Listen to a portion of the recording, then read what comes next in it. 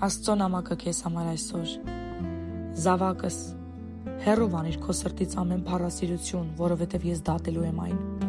Այս աշխարհը քեզ կգայթակղի, սնելով քո փառասիրությունը, բայց ես ատում եմ այդ մեղքը, ուրեմն սիրտդ մաքրիր դրանից։ Փառասեր ազգերին ես ամենափոքրագույնն եմ սարքելու ազգերի մեջ։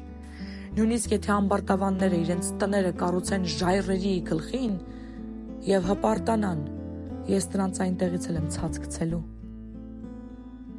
Իսկ իմ խոնարհներին բարձրացնելու եմ։ Խոնարհեցրու քո սիրտը իմ առջև, որ բարձունքներ նվիրեմ քեզ։ Հիմա եկեք մենք աղոթենք։ Շնորհակալ ենք, Տեր, որ մեզ խոնարհություն ես հագցնում։